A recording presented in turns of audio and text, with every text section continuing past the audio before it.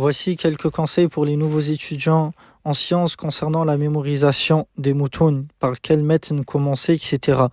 Premièrement, sache ya talib al-ilm que tu dois apprendre et mémoriser. Et cela est très important. Les savants insistent énormément sur la mémorisation, car elle est la clé de la science. Et avec le temps et l'âge, beaucoup de choses que tu as lues ou entendues vont s'effacer et disparaître. Comme il dit Cheikh Ibn Taymiyyah, rahimahullah, ceux qui disent faites beaucoup de bahth se trompent. Énormément de bahth, de recherche, c'est bien, mais la mémorisation est plus importante. Et comme il disait le Cheikh, rahimahullah, tout ce qu'on a pu avoir entendu, on a lu, etc., c'est parti avec le temps et avec l'âge.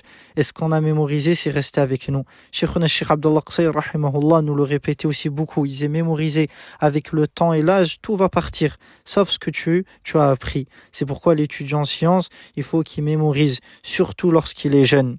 Deuxièmement, ya talib al-ilm, ou étudiant en sciences, mémorise ce que ton enseignant te transmet et sache que tous les savants suivent une voie héritée de ceux qui les ont précédés. La science est une transmission de savant à élève. Le chemin de la science est un seul chemin. Pas comme beaucoup de gens pensent qu'il y a plusieurs chemins, que c'est pas organisé là. Ghayr sahih, c'est faux. Le chemin de la science, c'est un seul chemin. Il est structuré, organisé. Ce n'est pas quelque chose de désordonné comme certains peuvent le penser. Troisièmement, ya talib al-ilm, ou étudiant en sciences, commence par les textes de base. Il y a des moutoun que chaque débutant et même celui qui est avancé doit mémoriser, réviser, revenir dessus, et dans laquelle il doit beaucoup s'investir et passer de temps. Parmi eux, exemple, il y a les 3 fondements usul al-thalatha, les 4 règles, qawa'id al-arba', les 40 hadiths al-nawawi, etc. Et tous les savants, sans exception, conseillent de commencer par ces textes de base.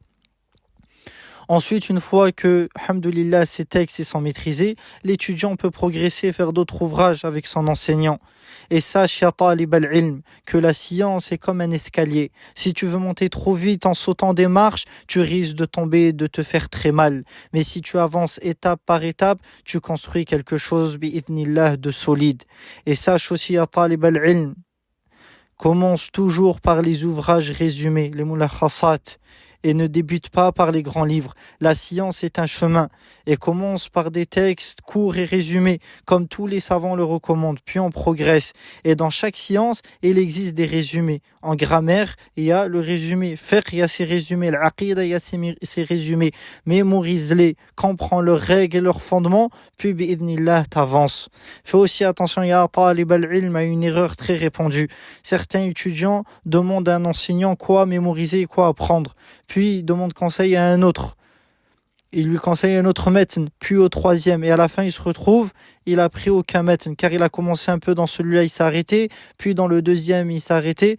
Le résultat, il n'y a rien. Il va perdre son temps et il peut même arrêter, comme il disait Cheikh Saleh al-Usaymi, car il va se fatiguer comme ça.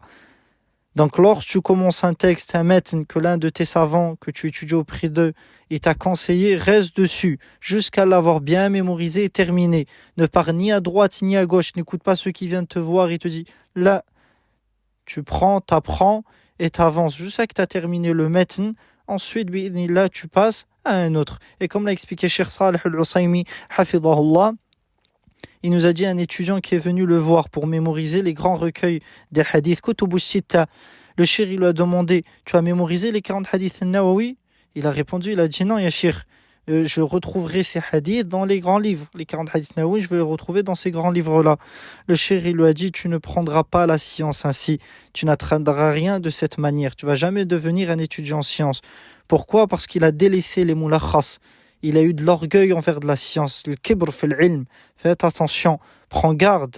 Et prends garde, ya talib al-ilm aussi, de ne pas te disperser dans une science au détriment de ce qui est plus important. Par exemple, certains se plongent dans la grammaire. Il aime bien la grammaire, nahou, mais il avance trop loin. C'est-à-dire, il apprend les livres de base, il commence à avancer. Après le Fiat ibn Malik, il va, il continue. Alors que non, il va perdre son temps. Et lorsqu'on lui demande, tu as appris les autres choses de base comme le tawhid, les bases de tawhid, les matns de base sur la aqida, les matns de base sur le fiqh, il te dit non. La langue arabe, c'est bien pour comprendre. Il faut que tu apprennes la langue arabe. C'est très important pour comprendre, pour parler. C'est avec ça que tu vas comprendre l'ilm, c'est la clé.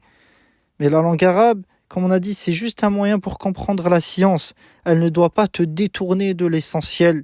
Prends ce qui te permet de comprendre ta religion sans délaisser les fondements. Pareil dans Usul al-Fiqh, les fondements du fiqh. Il y en a, ils étudient jusqu'à qu'ils tombent dans l'exagération et ils vont dans des choses qui ne sont pas essentielles. Il y en a, ils sont même dans Usul al-Fiqh, ils se sont égarés, ils sont sortis de la voie des salafs dedans. Allah al-Musta'an. Enfin, ya talib al-ilm, sache aussi que chaque savant propose une méthodologie et un programme d'études. Parmi les programmes connus, il y a celui de Cheikh Salih al-Usaymi, appelé le dernier Barnamaj Muhimmat al-Ilm, auprès duquel, tous les jours après la prière du Fajr, on allait réciter au Cheikh Hafidhahullah. Je vais citer quelques moutons que nous avons sans rentrer, mais les moutons de base pour vous donner une idée.